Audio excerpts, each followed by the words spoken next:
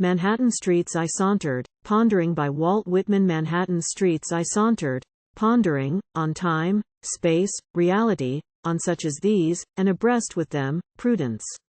After all, the last explanation remains to be made about prudence. Little and large alike drop quietly aside from the prudence that suits immortality. The soul is of itself, all verges to it, all has reference to what ensues. All that a person does, says, thinks, is of consequence. Not a move can a man or woman make that affects him or her in a day, month, any part of the direct lifetime, or the hour of death, but the same affects him or her onward afterward through the indirect lifetime. The indirect is just as much as the direct, the spirit receives from the body just as much as it gives to the body, if not more. Not one word or deed, not venereal sore, discoloration, privacy of the onanist, putridity of gluttons or rum-drinkers, peculation, cunning, betrayal, murder, seduction, prostitution, but has results beyond death, as really as before death. Charity and personal force are the only investments worth anything. No specification is necessary. All that a male or female does, that is vigorous, benevolent, clean, is so much profit to him or her, in the unshakable order of the universe, and through the whole scope of it forever. Who has been wise, receives interest, savage, felon, president, judge, farmer, sailor, mechanic, literate, young, old, it is the same, the interest will come round, all will come round. Singly, wholly, too.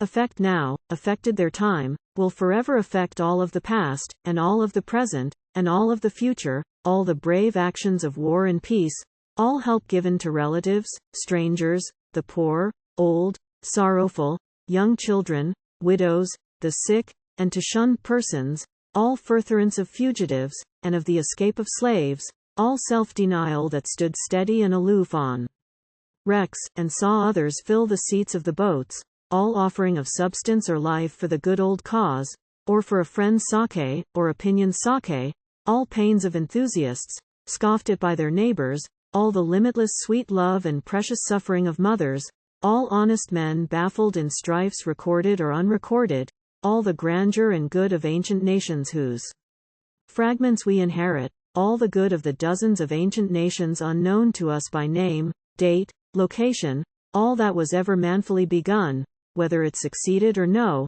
all suggestions of the divine mind of man, or the divinity of his mouth, or the shaping of his great hands, all that is well thought or said this day on any part of the globe, or on any of the wandering stars, or on any of the fixed stars, by those there as we are here, all that is henceforth to be thought or done by you, whoever you are, or by anyone, these inure, have inured, shall inure, to the identities from which they sprang, or shall spring. Did you guess anything lived only its moment?